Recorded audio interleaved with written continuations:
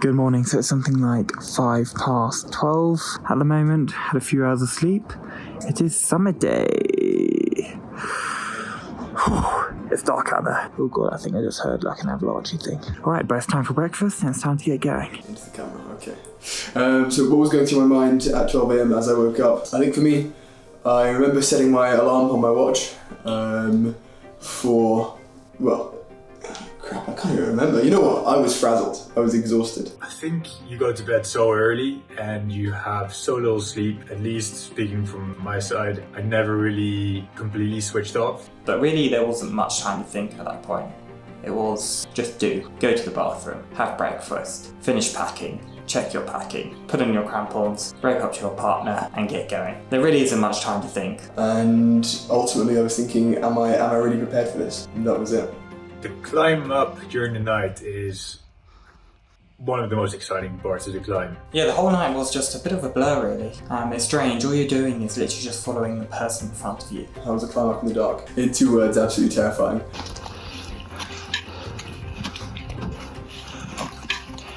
All you do is focus on the meter in front of you. I cannot tell you how steep this is.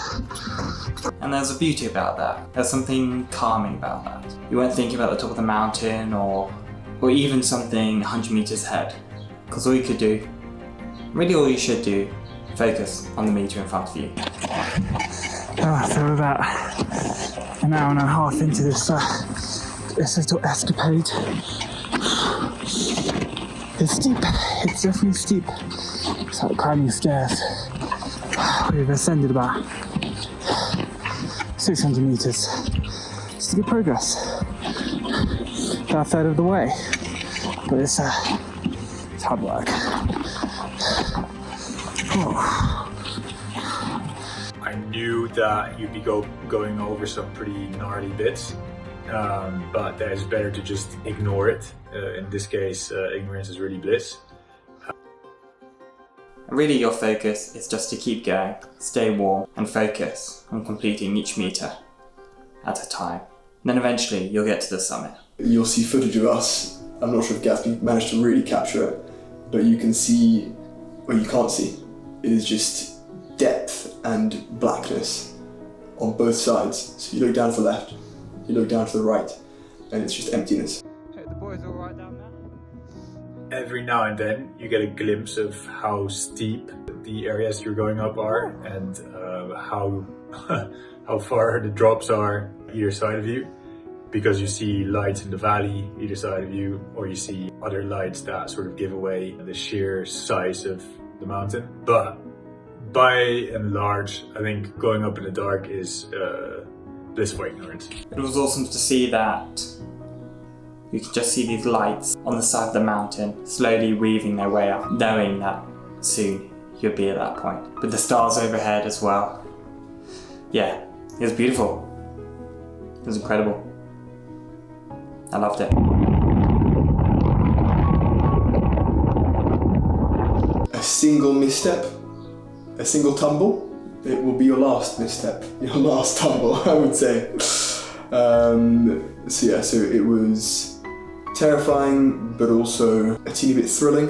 And it's really beautiful as well when in the dawn, when the sun comes up, it starts to get slightly more light, and then more light, you can see more around you. And then that's when you kind of realise just I can't think of a better word, but mega adventure that you're on.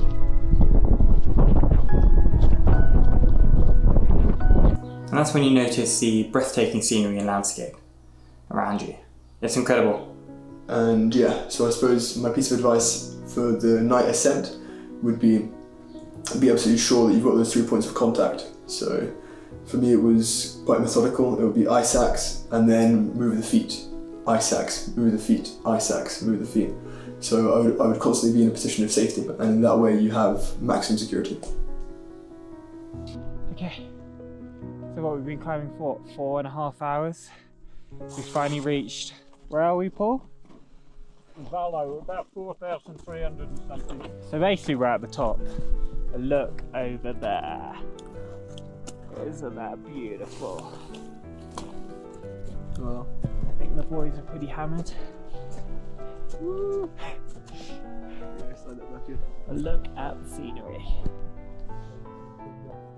I remember we stopped there to catch our breath and to have a little snack before we pushed on, and that was just around the time that the sun was coming out, and it was just the most beautiful landscape. And then you push on. So the final 400 meter descent, this is the best bit of the climb. This is the bit that makes everything else worth it. All the pain that you've seen before is rewarded with that 400 meter climb. You can smell the finish line, which really, really helps. So even though physically it's some of the hardest meters that you're going up, mentally, at least from my perspective, it was quite enjoyable. My breathing rate had doubled. Every step was a struggle. And there's a psychological battle you have to play with yourself. And while moving is difficult enough, you've also got to make sure that you're moving safely, that you've always got 3 points of contact, that you're not going to end up falling down the side of a mountain. There's this beautiful moment where you get out onto a plateau, and it's on this first plateau, you look up, you look to the right, and you can see the mounting, kind of the flowing mountains of the summit before you, and that's pretty beautiful. But also because you can see that you've made progress. And at this point, that last 400 meters, we had light, we had an open expanse, and yeah, that was very, very exciting. The combination of the physical and the mental aspect was pretty excruciating. Mont Blanc definitely isn't for the light-hearted.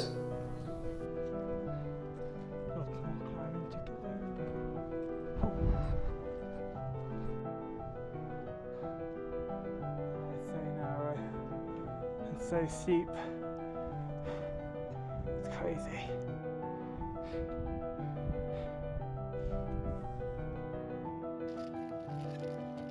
How's the fit? Top notch. And at this point, it feels like a playground. You know, it feels like a big open playground, as opposed to this, you know, terrible, scary thing where you're climbing up in the night and you don't know whether you're on the precipice or falling down. But yeah, I would say big, giant playground, which is great. We had very different experiences going out this mountain, but anyway. You think so? Yeah, you'll see. And I'll be honest with you, there were points where I thought about giving up. It was a pure sufferfest. How was the breathing? How was the physical exertion on that last The physical exertion. push? The last push? Physics, that was tough. That was tough. As you get tired, there's an element of the tiredness that kind of creeps in, saps your energy, but also the altitude also incredibly saps your energy. Climbing 4 or 5 hours, you start to really feel the compound effect of all of that. Nice. We are 50 meters or so from the top. The lads behind, we're getting our asses kicked, but one other push. You actually tend to really feel it, unless you're really light. If you're light, you will bounce up the mountain. But for me and for Jasper, I think that was hard work. The bouncing is a total grind. It was a total grind. Yeah. It felt like you guys were bouncing ahead. It felt I could barely breathe. It felt like you were just shooting ahead. Whereas for us, it was really, yeah, it was. We were in the pain cave. We were just chipping away in the pain cave.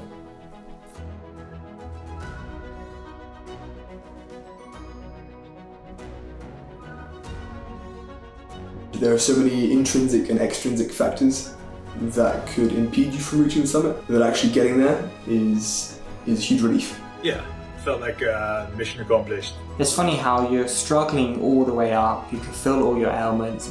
I felt my ankle in pain. My back was hurting. But as soon as you reach the summit, that all disappears. And it's just pure joy. Really proud moment. We were super lucky with the weather because it was clear skies. I could see all the way through to Geneva, but obviously at the same time we're struggling with altitude sickness. I was trying to eat a cereal bar to get some energy, but I just couldn't get it down my throat. So I think in half of the photos at the summit I have a cereal bar in my mouth. But yeah, most of all it was a feeling of relief. As you look around in the scenery in the horizon, you can see these layers of mountains shrouded in mist. You can see the shadow of Mont Blanc just square across miles and miles of land. But really my favourite bit was just celebrating with my mates, knowing that we've all conquered something which was incredibly hard, took months of preparation, Cost a lot of money as well. Pushed us in every dimension. And the pure satisfaction you felt was wonderful. And I literally just stood there and turned on my phone and snapped photos in every single direction. I did a whole 360 to really try and memorize exactly that feeling of being on top of the world, which is what I would say. Yeah. And at the summit of Mont Blanc, you were at the top of Europe. You were in the heavens. If I close my eyes now, I can still picture the surrounding scenery. Those are memories which I will probably never lose. And that's part of what makes mountaineering so addictive, so incredible, so wonderful. But to be honest, there wasn't a huge amount of time to enjoy either, because after about 5 minutes, it's time to go down. The sun is starting to shine and the snow is starting to melt. And the crusty snow that felt like concrete on the way up was starting to turn into slush. Time is all critical on the mountains. The descent in our case was quite special. When you go up, you're in the dark and you're blissfully ignorant of what's around you. Oh yeah, so the descent. So the first bit was fun. You know, you're still reeling from the top. It was happy, enjoyable. Every step down, you're starting to regain your breath and get more oxygen into your body. It felt wonderful. But that was when the joy kind of ended. And when you're coming down in the daylight, that's when you realize that you went over edges that are no more than half a meter wide, with a drop of hundreds of meters either side, and you just realize what you did in total darkness, and how dangerous it is and how wrong it could have gone. So they have the shelter at the foot of the last 400 meters, and we reached there. Things were great, but that's when we started to go down the route that we had gone up in the night, and my God, was that scary. You still have to stay really, really awake and not allow yourself to make mistakes, even though it's so easy to just become complacent at that point. You were walking on a ridge which was basically that wide, one footstep after another, slowly making your way down an incline like that, with sides which are, I kid you not, that steep, below on either side, dropping down into nothing. That was freaky, that was sketchy. That's probably one of the moments in my life when I felt most at risk of death. But luckily we were very switched on at that stage, and we were just enjoying the feeling of having reached our goal, and also realizing what we had been climbing throughout the night. So yeah, quite a cool experience. But stayed calm, purely focused on one step after another step after another step. We've got these beautiful mountains around. We've got to focus in on the task at hand, because you know that if one of you goes, you both go. So yeah. And eventually, after nerve-wracking half an hour, we got down to safety. We got down to the glacier. Look at these Muppets trying to get down. There's so many areas where it could have gone like completely wrong. You're climbing over icy patches, you're climbing over areas where there's been clearly a rockfall. You're climbing over very narrow ridges with steep falls either side. And then it was like skiing down the slush. You're jumping over the crevices we had jumped in during the night, starting to realise just actually how big and crazy they were. So there's plenty of opportunity for it to go very, very wrong.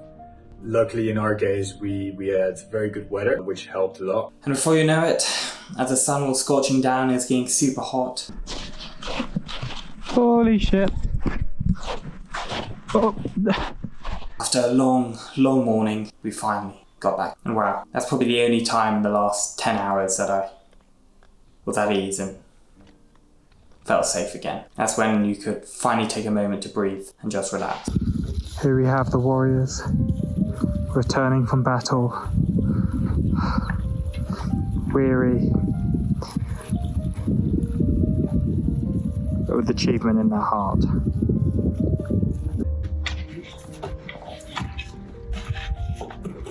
Lovely ending, isn't it?